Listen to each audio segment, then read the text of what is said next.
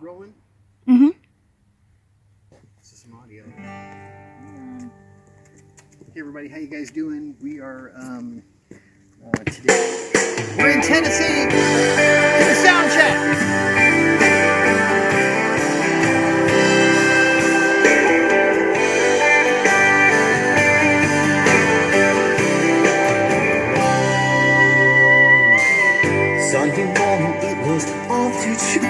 So how you guys doing? This is Mark Connors. Welcome to our set.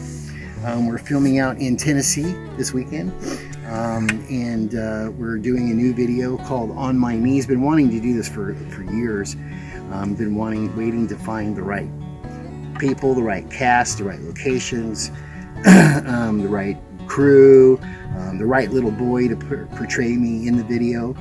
Jennifer, this is her third video that I believe Jennifer's worked on with me now. She does an awesome job, and she is the executive producer. I'm just the co-producer nowadays. Anyway, we got all these beautiful cedar trees behind us here today. We just got done doing a sound check. We're getting ready to roll. This is Mark Connors. I'll talk to you in a few minutes.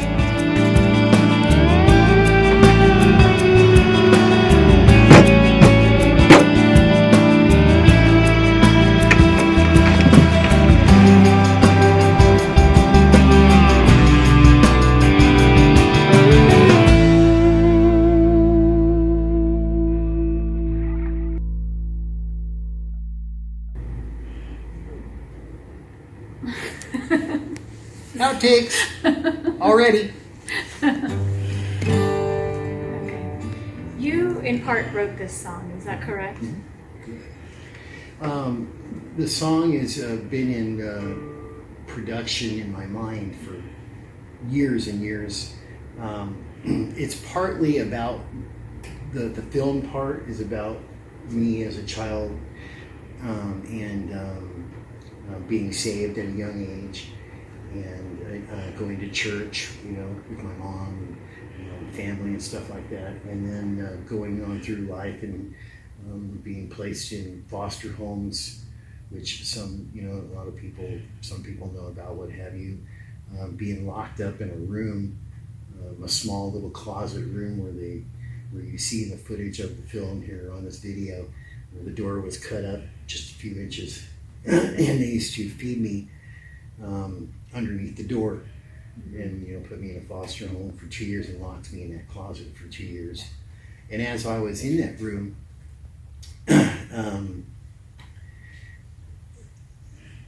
I wouldn't have made it out of there if God wasn't watching over me all the time.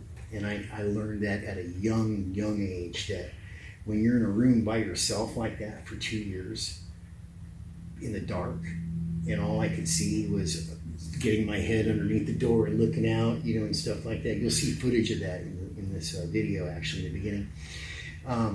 I realized it's just me. It was just me in there. But I wasn't alone, definitely.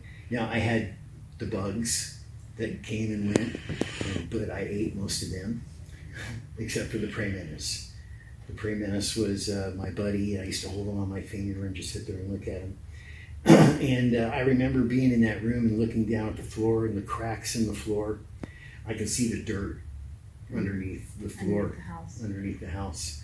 And this was in Missouri, so it rained a lot and there was a lot of mold, and I ended up getting mold fungus growing in my lungs, and it got so bad that I couldn't even breathe. Every breath was like that, wow. And finally they took me to the hospital, and the doctor said, look, if you don't get this boy out of Missouri, period, you got to take him to a dry climate, that he would die, that I would die.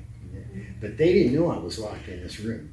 They dressed me all up, cleaned me all up and all that stuff, took me to the doctor, wow. What I mean, and stuff like that. And then right when we got back to the house, right back into the threw room. me right back into the room. And that guy used to beat me with a horsewhip. And that, because I couldn't catch a horse. And that story is in this. Get your ass in the house.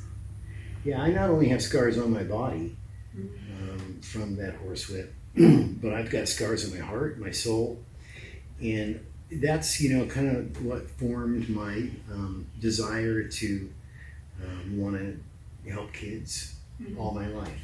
And you know what I've been doing all my life, and stuff like that. So this song is partly about my life. There's a part in there where I'm in a bar drinking and stuff like that. People that know me know I don't drink. No, that's just part of the story of the song. But in the song, it progresses towards this man who started out as a child going to church and then kind of went down the wrong path, and then was eventually came back and was saved again. Right. Yeah. And so this kind of parallels your life in that you went through trials and tribulations. There were times where you felt that you were far away from God. Were there? Oh yeah, there was times when after I left the foster home and went with my actual biological mother, they ended up kicking me out, actually. Living with this man that is a terrible stepfather and what have you, but they ended up kicking me out, and I lived in an alley for another 2 years or so until I was old enough, and I went out and I stole. I have to be careful because there's a preacher right there, and I bet you he ends up. I'll walk out in a prayer. He's going to say, "Oh, you need some prayer," and it's awesome because we have a real preacher, Yes. In a real church, of course, in this video, and he was just great. It's a blessing that when I walked in the door to this church and I saw him sitting there. I thought, wow, this is the place, and that's the man, and you'll see him in the video. He does a great, fantastic job, and we want to thank him very, very much for allowing us to film in his church. And he's talented.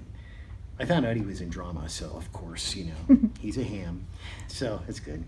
But I found myself going through a lot of times where I thought God had abandoned me, and there was a time in that alley where I took a gun that I had stolen from my stepfather, just to be mean to him, and I was going to commit suicide, and I remember that moment asking God, show me a sign, because I'm done. I am just done trying. I'm done asking. I'm done praying. I'm done begging. I'm done crying.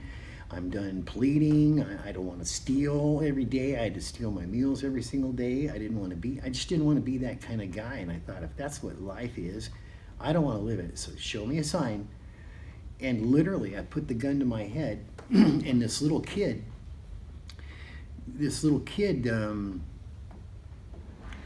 popped his head over the fence of the neighbor's house.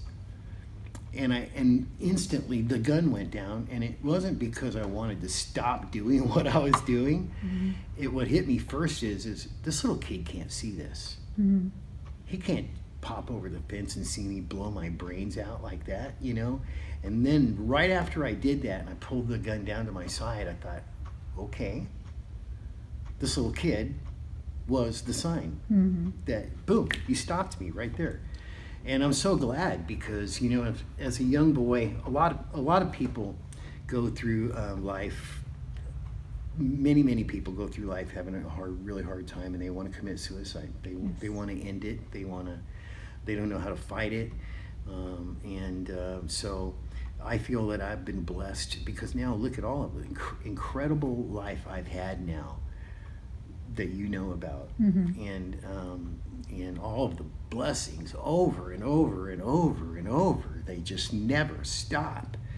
And I would have never been able to live this life if I would have pulled that trigger that day. So there's a lot of kids out there, that I've worked with a lot of teens and stuff like that, and there's a lot of kids out there nowadays that I want to watch this video. And I want them to see and hear the message, that's not only in the song, but it's in this interview too. That you can't give up like that. There's so much to live for still, and in that hill that you climb, you think it's impossible to climb, but they have a saying in another part of my life is that no, you'll climb that hill.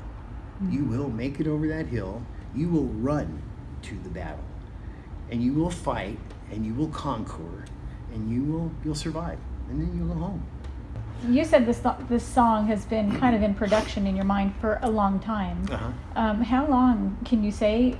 Sure, 20 years. Mm-hmm.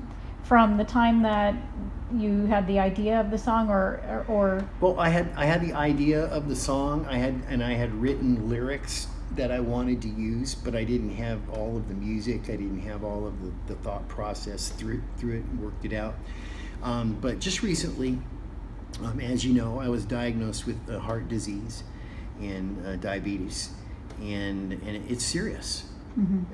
It's serious. Both of them are serious illnesses, and now I battle that battle every day. And when I found out, when I was sitting there in the hospital, and that doctor looked at me and said, "I got bad news for you," my brain just went. I wasn't even concerned about what she was saying anymore.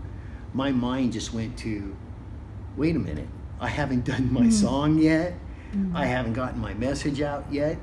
I haven't fulfilled the goals that I wanted to accomplish, not for myself, because as you know, I've been very successful in my life. And the blessings, like I said, they just keep coming, they never stop. But I've got unfinished business. And that's what went through my mind when she was sitting there talking. All of a sudden, I didn't even hear her anymore. All I was hearing myself saying to Mark, you have to get that song done. You have to get that message out. You have to talk to people. You have to make sure that you're good with God and your ways. You have to make sure you've lived your life to its fullest and not waste another minute. Don't waste another minute. But you're not done yet. But I'm not done yet, see? And somebody asked me to do, as you know, recently, several times people have asked me to do books and stuff in movies, and that's my response. Wait a minute, I can't do a movie on my life. It's not over yet, you know? Maybe afterwards. Somebody can write something or whatever. But I want to leave my mark on the earth. I want to leave my impression, my sacrifices that I've made, which you know about some of them, that I've had to make in life to be able to have the ability to help other people has cost me tremendously sometimes.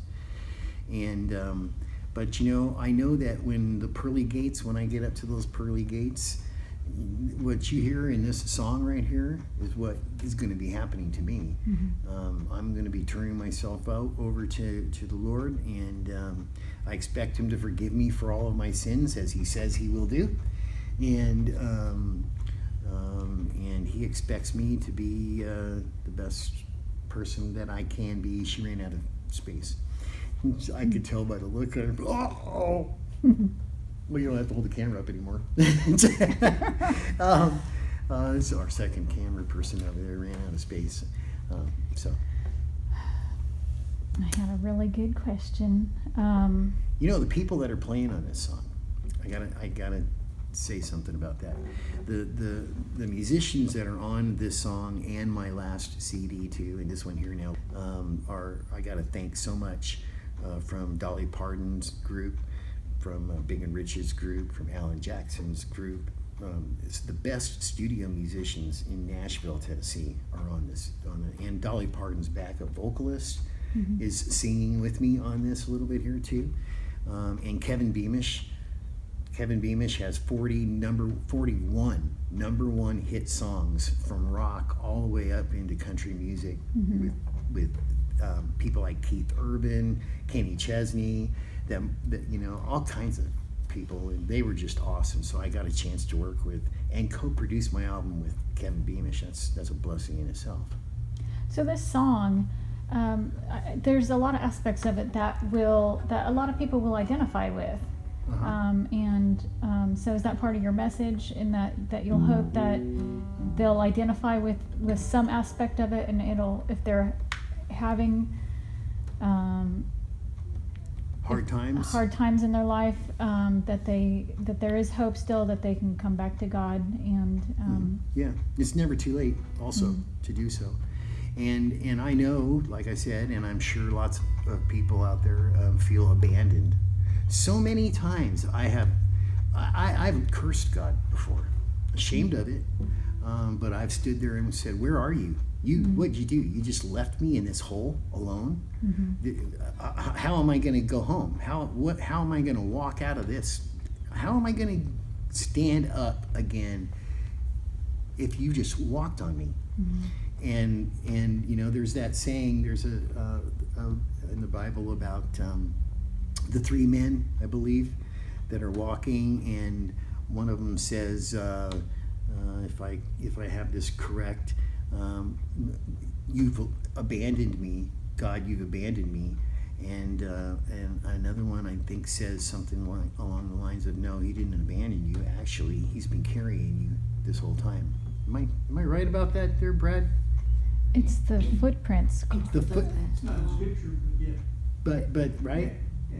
See, he's going to correct the scripture part. Yeah. Oh, it's somewhere up there. You saw one set of footprints. That's right. It was then that I carried you. That was when I carried you. Right.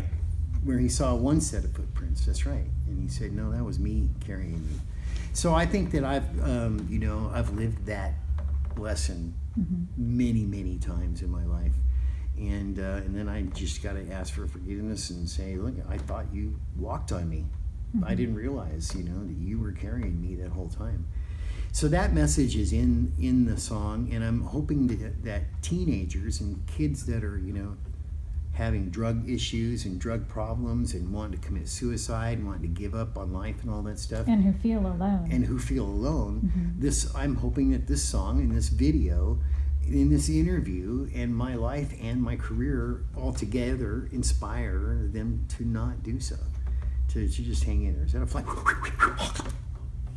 I'll get it. It's flying around. I'll chicken chop suey catch that thing. If I had some chopsticks, I actually did it one time in my life. I know. I caught him one time.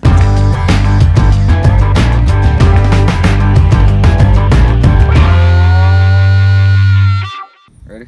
Rolling. Tape's rolling. Mark!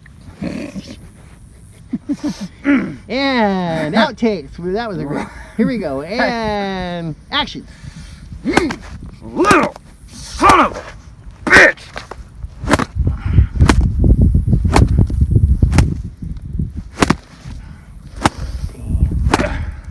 God, he's mean.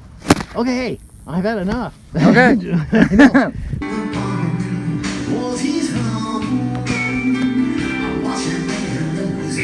Keep rolling.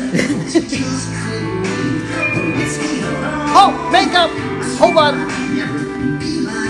Wardrobe.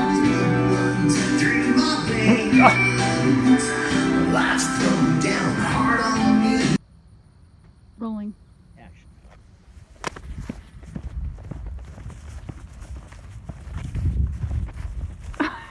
Keeps rolling and action.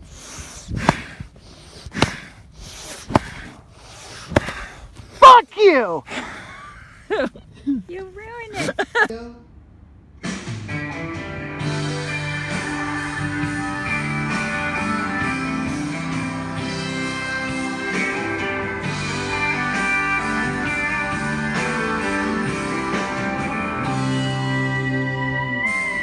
Sunday morning, it was on to church with my Bible in my hand. Mama right beside me there. Preach. And action. Oh, come on now. No.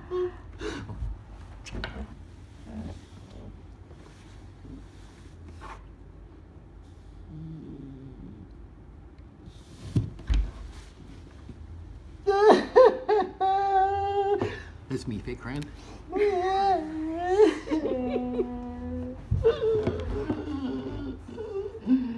hit my head. Action.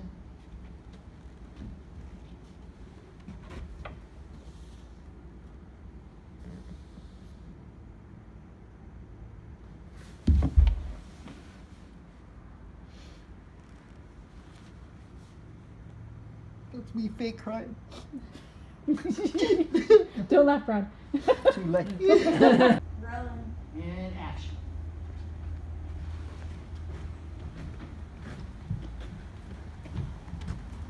Okay. Yeah, that's good. Got it. Okay. Thank you, guys. Action.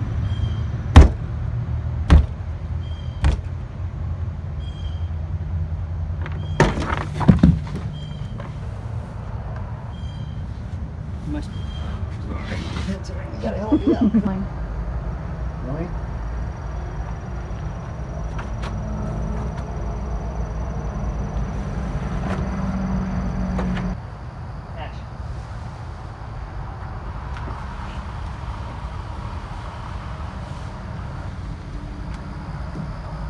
You're gonna do the same thing.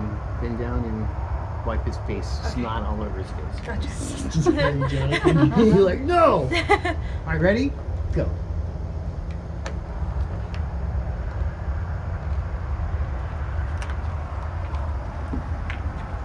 Perfect. All right. You guys say rolling so I know that you're rolling. Rolling. And then as soon as you hear them say rolling, then you hit the audio. Okay, camera's rolling. Rolling. Rolling. Audio. To here. Okay. All right. And you're going to start from the boots again, so we can try to get that shot. And Jen, try to get a little of this in there. You know, move around a little bit and come in and come out. Okay.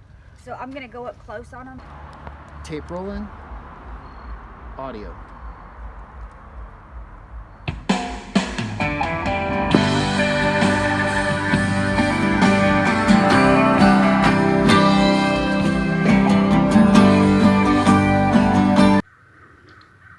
Rolling. Rolling. Rolling. 3, 2. Good afternoon. How you doing? How you guys doing? We're here today filming one of your music videos. Wait a minute, I hear my ex-wife. Oh, crow. That's her. She swore she would. She swore.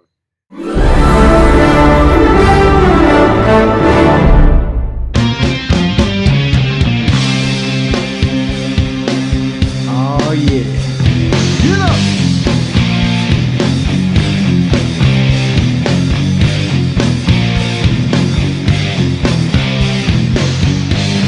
Hey everybody, how you doing? It's Mark Connors. Getting our generator serviced today, so I figured I got a few minutes. I'm going to take you guys on a real quick tour of my new bus. I want to invite you guys to check out my autobiography. I really appreciate that.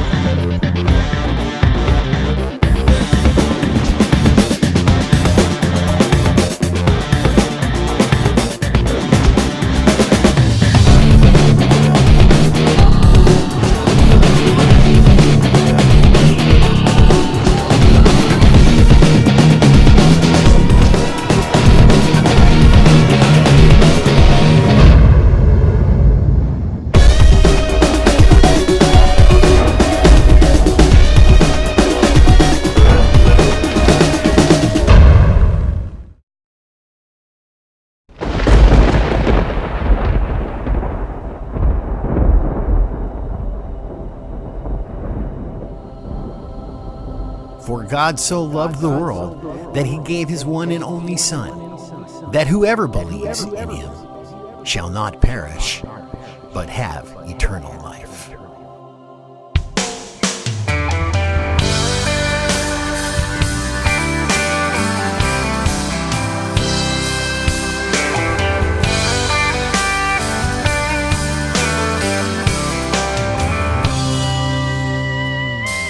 Sunday morning it was off to church with my Bible in my hand. Mama right beside me there, preacher talking about the promised land. That was then and this is now. The devil's got me by my sleeve. He put a bottle where that Bible was, and he ain't letting go of me. I am gonna get down on my knees. Touch me with your blood-stained hands as I lay right at your feet. I've been